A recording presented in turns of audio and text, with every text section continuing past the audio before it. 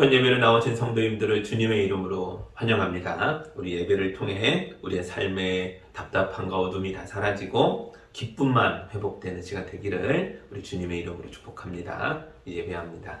하나님께 예배하는 사람은 영과 진리로 예배해야 합니다. 아멘.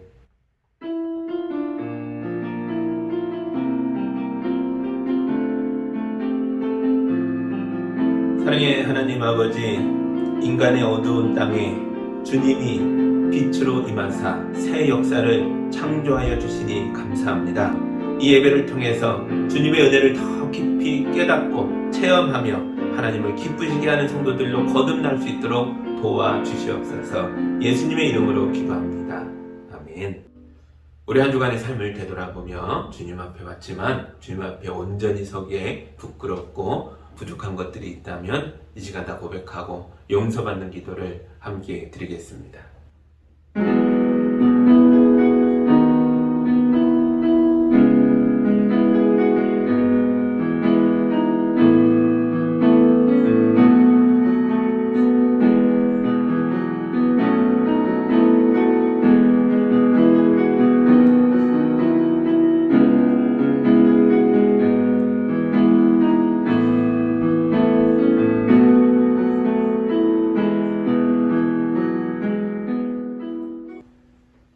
우리 주님이 주시는 용서와 치유와 화해의 말씀을 들으시기 바랍니다.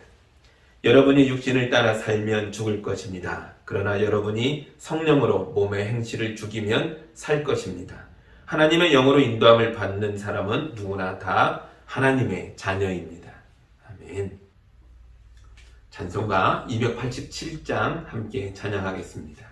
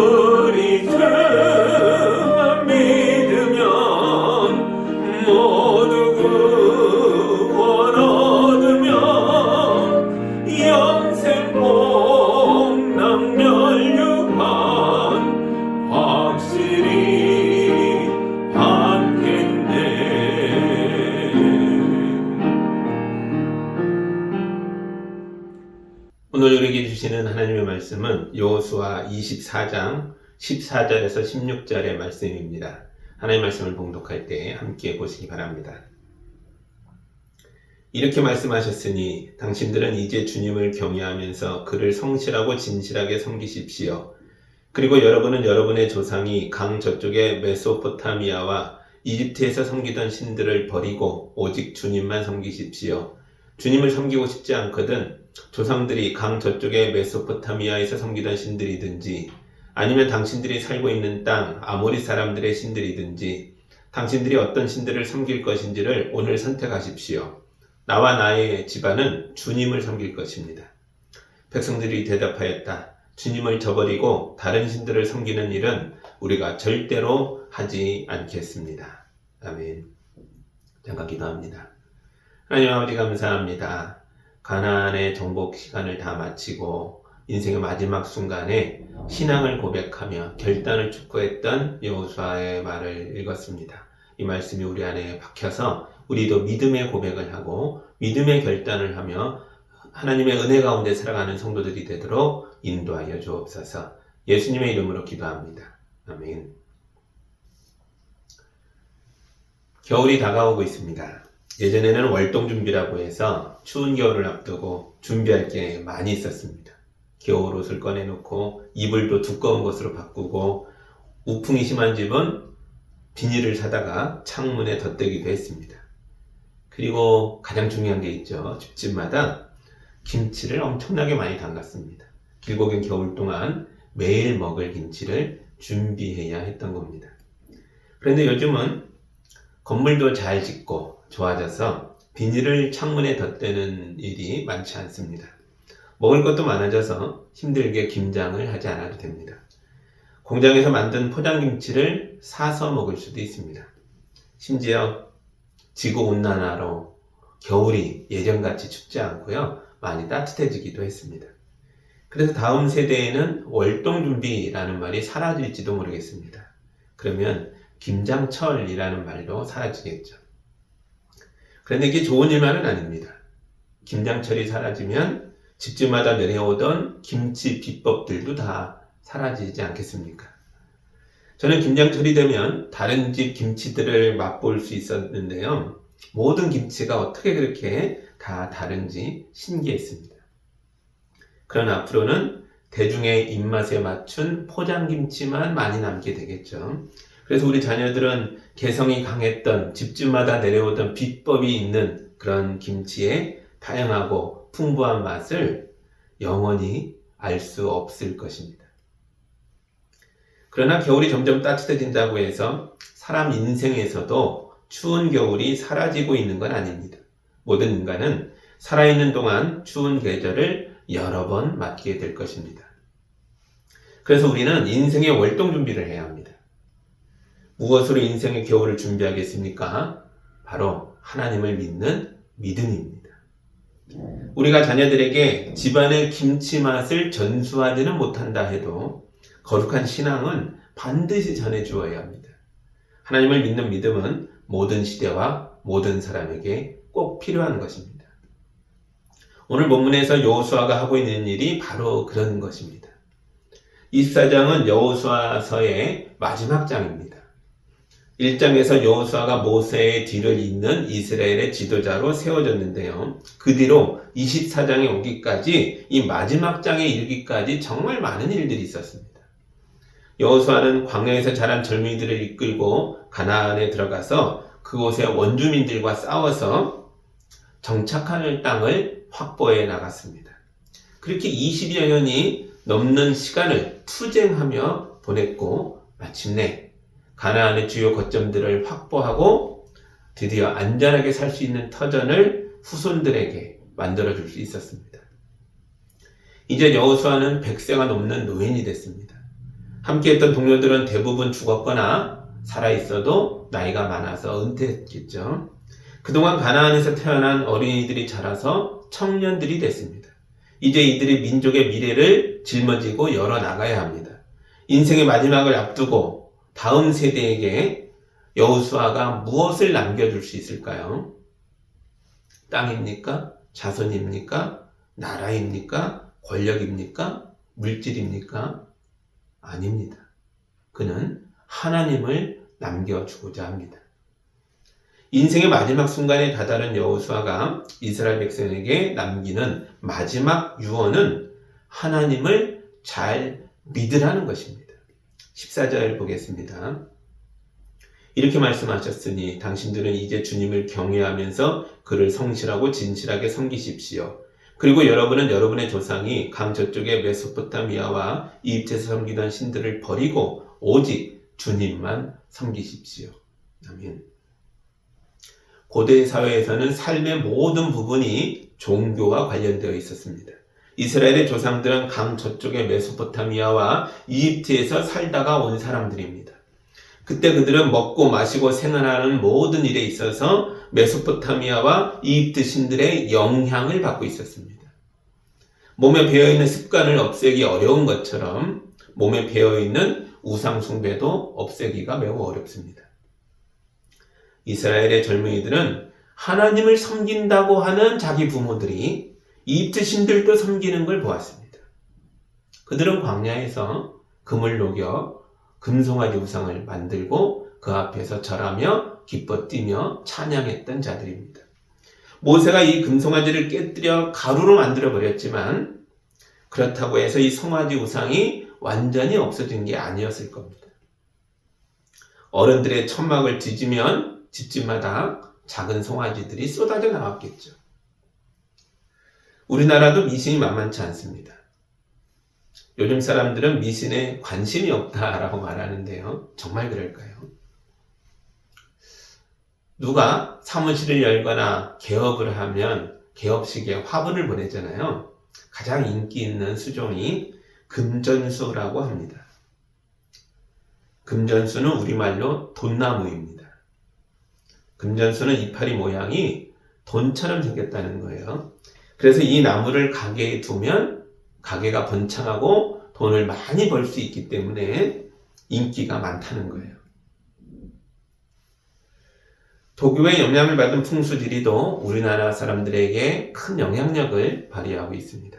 돈과 권력을 가진 사람들이 조상의 묘지나 집터를 잡을 때 도사님을 초청해서 감정을 받는다고 합니다. 최근 뉴스에도 국가의 권력기관을 설치하는 데에 그 자리에 풍수지리를 하는 도사가 다녀갔다라는 소식이 나온 적이 있죠. 땅과 건물이 없는 사람이라도 풍수지리의 영향을 피해갈 수 없습니다.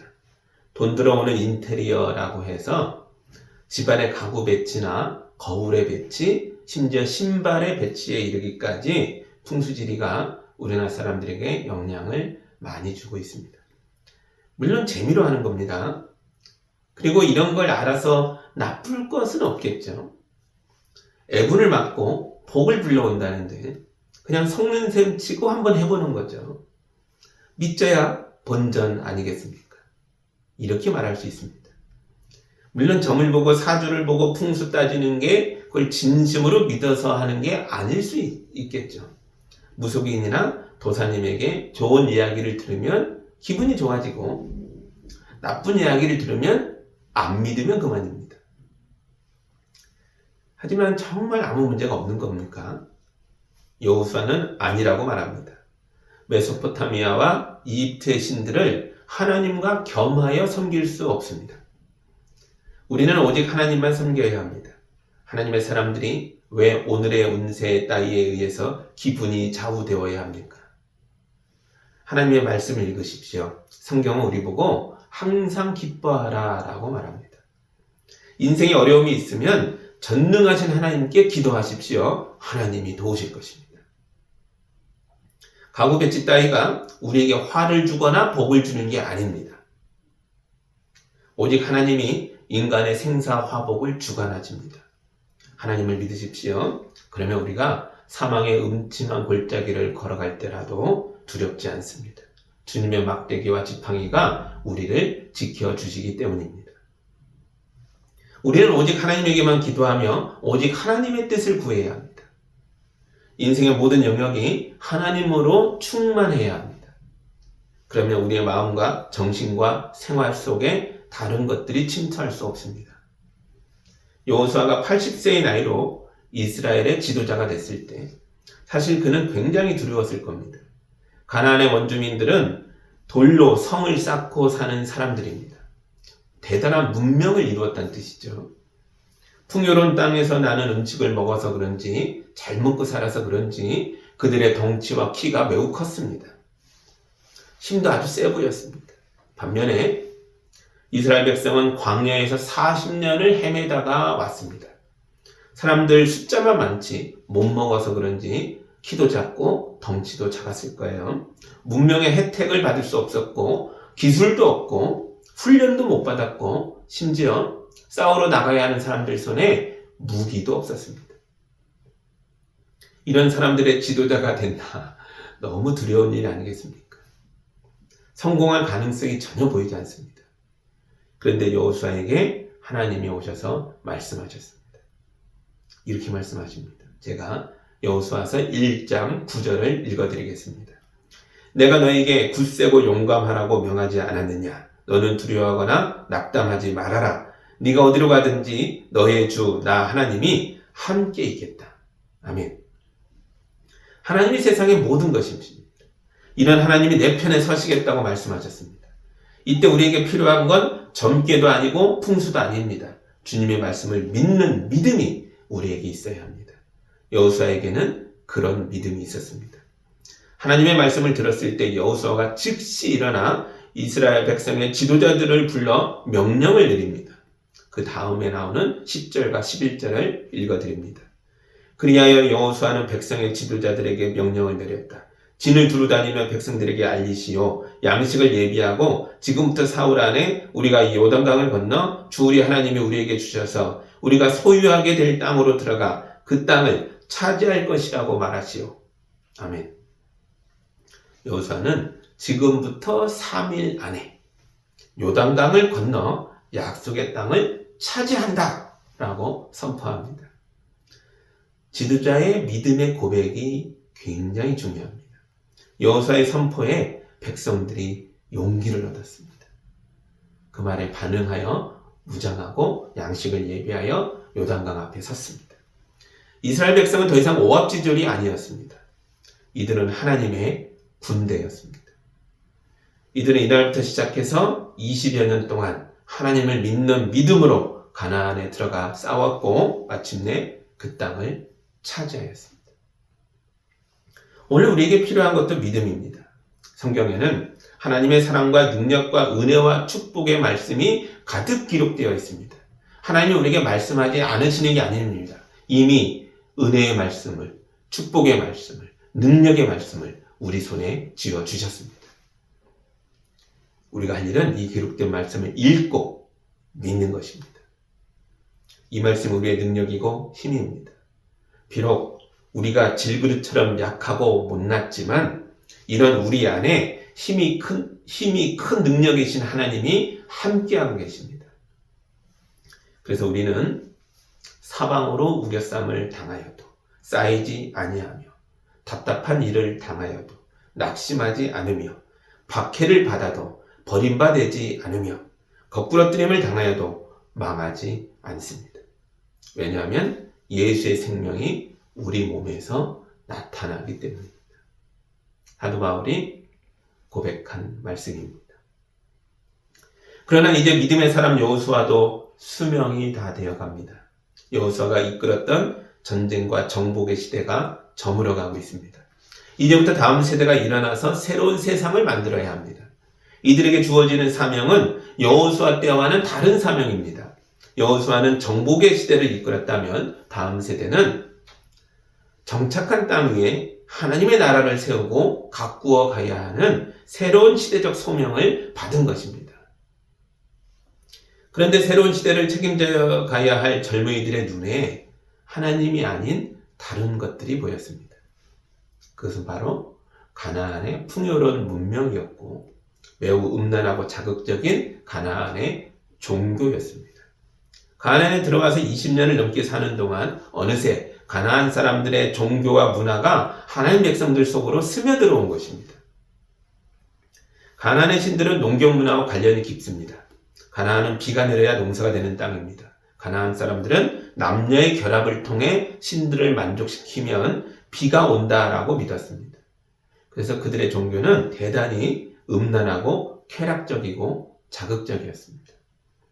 이스라엘의 젊은이들이 이런 가나안의 문화와 종교 활동을 보았습니다. 그들은 아모리 사람들이 육체의 욕망을 자유롭게 풀어내는 것을 보았습니다. 그리고 엄청난 자극을 받았습니다. 알게 모르게 이스라엘의 젊은이들이 가나안 종교에 빠져들었습니다. 그래서 여호수아가 다음 세대를 향해 이렇게 크게 외친 것입니다. 15절입니다. 주님을 섬기고 싶지 않거든 조상들이 강 저쪽의 메소포타미아에서 섬기던 신들이든지 아니면 당신들이 살고 있는 땅 아모리 사람들의 신들이든지 당신들이 어떤 신들을 섬길 것인지를 오늘 선택하십시오. 나와 나의 집안은 주님을 섬길 것입니다. 아멘. 우리 시대에도 이런 일이 일어나고 있습니다. 기독교는 말씀의 종교입니다. 그리고 대단히 도덕적인 종교죠. 우리는 죄를 무서워합니다.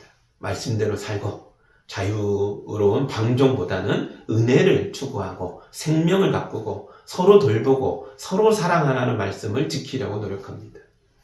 그래서 교회 안의 젊은이들이 압박을 많이 받게 됩니다.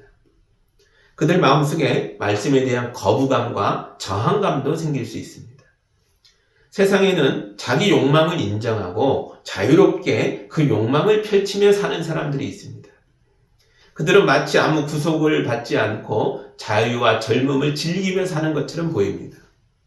나도 그렇게 살지 못할 이유가 없을 것 같습니다. 또 우리 시대를 사는 사람들에게 있어서 돈이 최고의 신입니다. 돈이 행복을 주고 자유를 주고 명예를 주고 권력을 주는 것처럼 보입니다. 심지어 죄를 지어도 돈만 있으면 죄값을 치르지 않고 빠져나오는 것처럼 보입니다. 그래서 나도 돈이 있으면 행복해지고 자유로워지고 마음껏 살 수 있을 것처럼 보입니다. 그러나 여호수아가 다음 세대를 향해 이렇게 외쳤습니다. 당신들이 어떤 신을 섬길지 오늘 선택하시오.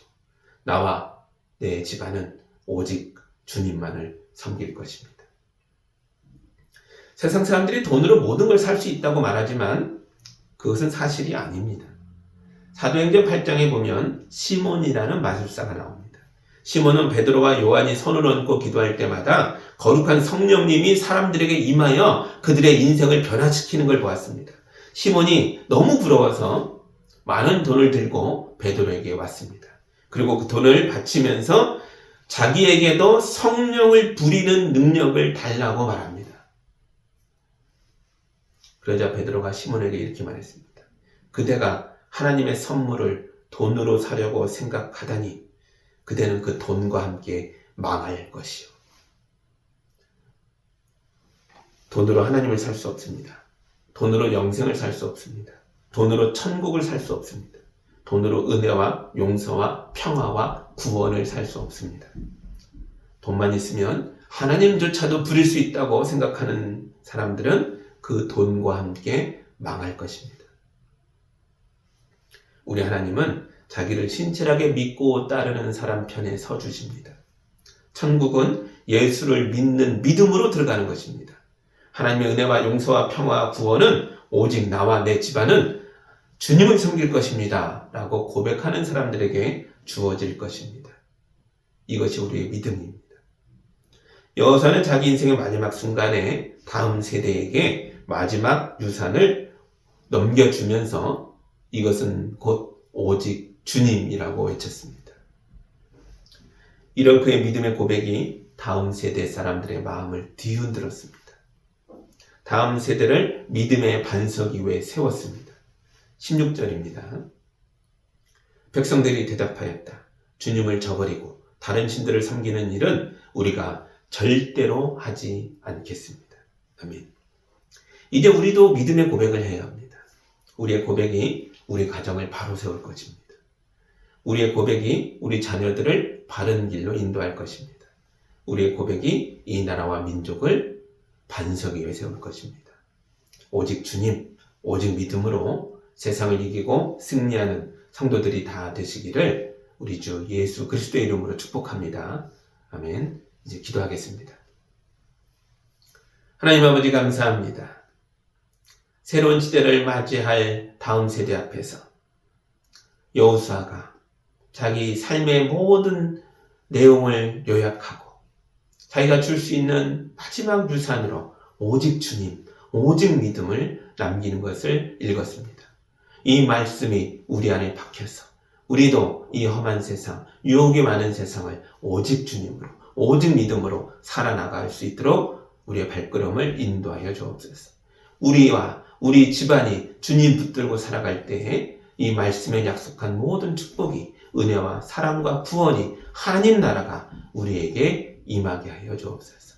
우리 자녀들이 험한 세상을 살아가도 주님의 막대기와 지팡이로 안위함을 받으며 주의 사랑과 보호 속에서 승리자로 살아가도록 인도하여 주옵소서. 예수님의 이름으로 기도하옵나이다. 아멘.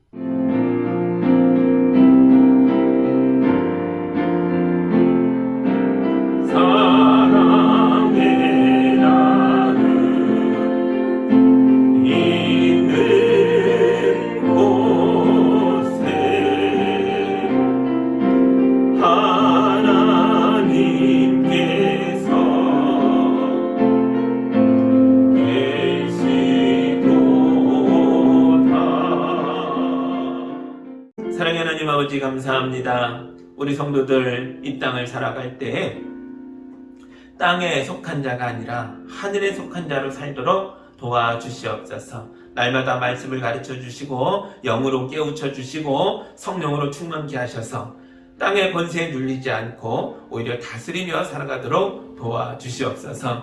우리 성도들에게 건강을 주시고 믿음을 주시고 모세처럼 주님 품에 들어가는 그날까지 조금도 약해지지 않고 눈이 흐리지 않고 담대하게 살아갈 수 있도록 도와주시옵소서.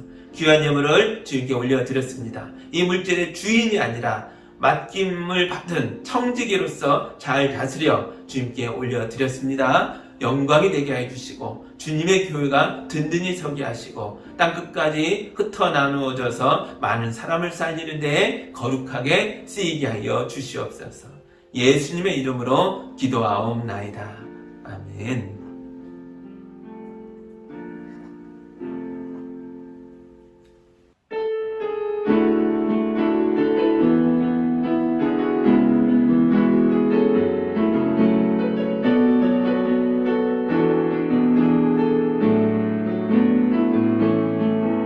날이 저물어 갈 때, 빈들에서 걸을 때, 그때가 하나님의 때,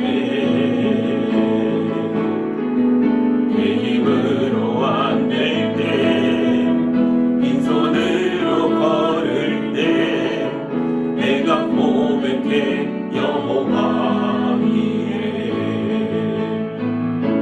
주가 일하시네, 주가 일하시네, 주께 아끼지 않는 자에게. 주가 일하시네, 주가 일하시네, 신뢰하며 걷는 자에게. 우리 모인 이곳에 주님 함께 계시네. 누리네 아버지 은혜. 적은 떡과 물고기 내 모든 걸 드릴 때 모두 고백해 여호와 이래. 주가 일하시네, 주가 일하시네, 주께 아끼지 않는 자에게. 주가 일하시네, 주가 일하시네, 신뢰하며 걷는 자에게. 주가 일하시네, 주가 일하시네, 주께 아끼지 않는 자에게. 주가 일하시네, 주가 일하시네, 신뢰하며 걷는 자에게.